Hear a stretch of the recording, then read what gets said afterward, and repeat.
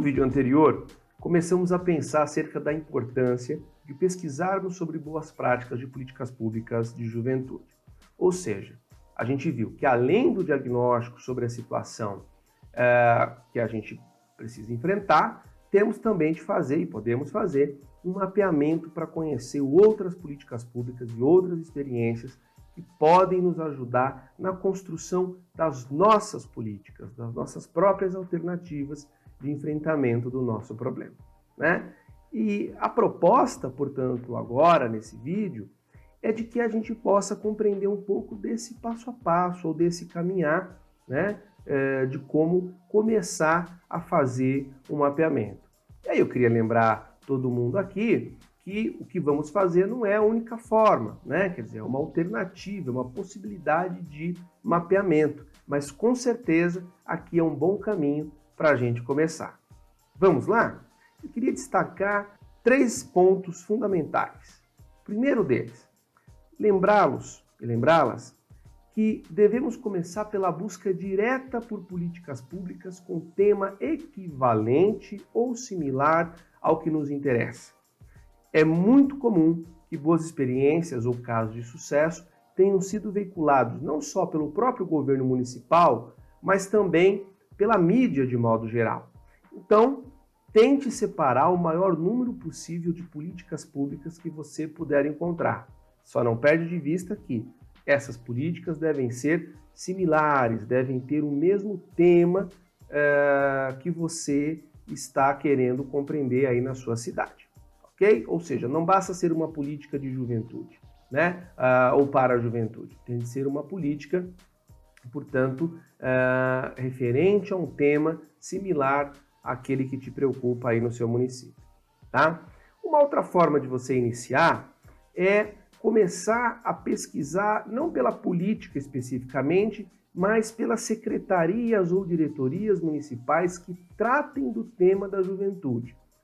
Tá? Então, ou seja, é tentar buscar qual departamento, qual, portanto, secretaria, qual área específica das prefeituras, dos municípios que você está pesquisando, quais são esses departamentos específicos, né? Uma dica, uma sugestão, comece a pesquisa pelos sites das prefeituras da sua região, tá? Agora, é evidente, você também pode e deve procurar por outras prefeituras ao longo de todo o estado de São Paulo, ou mesmo, se você achar interessante, buscar experiências de outros municípios do estado brasileiro, tá certo? Outra dica, veja só, tente separar, na média, 4 ou 5 secretarias. Isso fica a seu critério, mas essa dica é importante, né? 4 ou 5 secretarias já podem ser aí o suficiente para você fazer essa comparação, começar esse seu mapeamento, tá certo?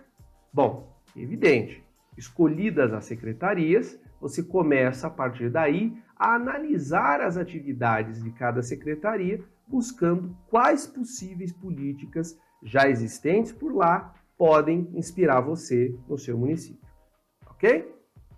Escolhidas as políticas públicas, nós então devemos começar a análise mais detalhada, né? Vejam algumas perguntas importantes que você pode e deve ter em mente. Nós vamos apresentar essas questões agora. E essas questões, elas foram inspiradas, portanto, a partir do Manual sobre Política Pública do IPEA, o Instituto de Pesquisa Econômica e Aplicada, material que está disponível lá na plataforma para que você possa ler e analisar com mais atenção. Tá bom? Então, vamos lá? Vamos passar algumas perguntas aqui? A primeira delas, né? Tome nota aí, vale a pena.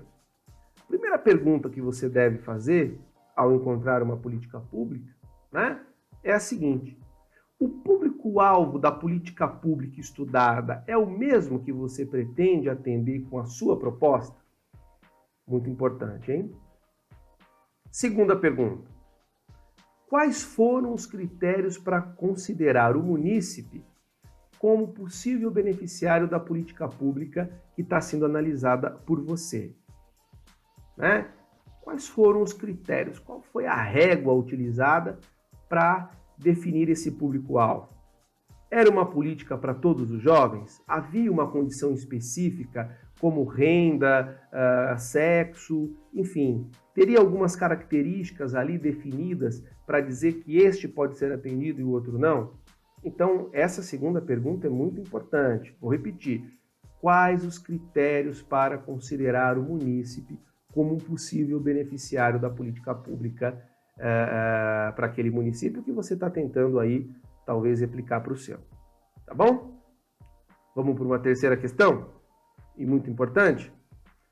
Quais eram os objetivos e os resultados esperados da política? Eles são parecidos com aquilo que sua proposta pretende atingir? Então vejam só, quais objetivos e quais os resultados esperados? Os objetivos e os resultados esperados dessa política que você está estudando são parecidos com o que você almeja para o teu município, para a tua região? Importante pensar nisso, tá? Objetivo e resultado. Quarta questão. Quais foram os impactos da política pública escolhida para a sociedade? Como é que essa política que você está estudando impactou aquela região? Agora eu preciso lembrar, reiterar, aqui são questões que estão sendo propostas como um caminho de mapeamento, de aprofundamento e de estudo da política pública. E é evidente que para algumas questões você vai ter respostas mais objetivas, e respostas mais à mão, mais fáceis, e outras talvez você não consiga de modo imediato para iniciar esse seu estudo. Mas não tem problema. O importante é você ter aí anotado e ter, portanto, aí no seu horizonte quais questões podem ajudar no mapeamento, certo? Vamos lá, então. Agora para uma quinta pergunta, muito importante também. Há alguma informação sobre o processo de implementação, de implantação, portanto, daquela política pública? Você está lembrado, Você está lembrado. A política pública tem 4 fases, Agenda, formulação, implementação e avaliação. A implementação é uma das mais importantes, é quando ela efetivamente sai do papel. Então, essa pergunta que eu fiz agora, e vou repetir, você deve considerar com muito carinho. Vou repetir. Há alguma informação sobre o processo de implantação desta política pública? Como foi a implantação? O que se pode tirar como aprendizado desse processo? Quais foram as ações necessárias para a sua realização? Então, por que isso é importante? Por que é importante conhecer a implementação? Para a gente aprender com os acertos e aprender com os erros de outra experiência. Certo? Outra questãozinha aqui que eu quero compartilhar com vocês. Quais foram os setores ou departamentos municipais envolvidos para a realização dessa política pública? Mais uma questão. Como foi a participação da sociedade civil na formulação e na implementação dessa política pública? Vamos só lembrar uma coisa muito rapidamente. A gente já aprendeu que promover política pública é promover a cidadania. Mas não vamos perder de vista, a sociedade civil, ela precisa participar, já que defender a cidadania ou promover a cidadania é promover a sociedade. Então, tentar entender como a sociedade foi envolvida nos processos de formulação e implementação é muito importante para a natureza democrática do processo, ok? Daí essa questão que eu coloquei para vocês. Vou repetir. Como foi a participação da sociedade civil na formulação e na implementação desta política pública que você está estudando, que você está mapeando? Bom, outra questão. Qual foi o valor do investimento de recurso público para realizar essa política? Quanto ela custou? Qual o valor da relação investimento-número de atendidos? Fundamental. Nós sabemos que o erário público, o recurso público, muitas vezes é escasso. Portanto, ter noção do custo-benefício da política é fundamental. Ok? Outra questão. Essa política pública, ela foi desenvolvida de acordo com o que estava previsto no Plano Plurianual, ou seja, no PPA, do seu município, né? Você vai estudar o que é PPA um pouco mais em breve, tá bom? Qual era o período de vigência dessa política pública? Ela era temporária ou ela era permanente? Outra questão importante, o tempo de duração da política, né? Por que essa política pública ou parte dela pode ser replicada no seu município? Essa questão é muito provocativa, né?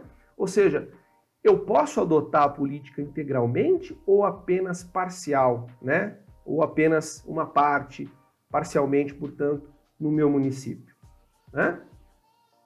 O que haveria de específico nessa política pública que talvez impeça de ser reproduzida em outras localidades, como na minha cidade? Então, o que tem de específico nessa política que, olha, não vai permitir que seja replicada no enfrentamento do meu problema? Essa é outra questão também bastante relevante, né? Vamos lá, mais uma. Essa política pública tem sido monitorada pela prefeitura? Se sim, no que o processo de monitoramento pode nos ajudar? Vocês se lembram que um dos pontos fundamentais das fases da política pública é a avaliação. E a avaliação não diz respeito só a olhar o resultado final.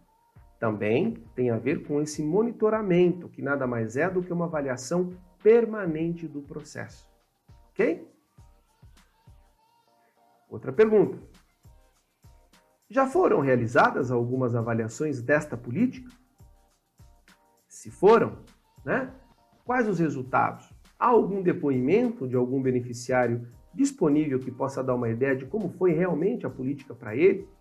E é muito interessante, né, pessoal, a gente entender a percepção do público-alvo, a percepção do beneficiário, né, sobre determinada política. Ela está dando certo? Ela está cumprindo o seu papel?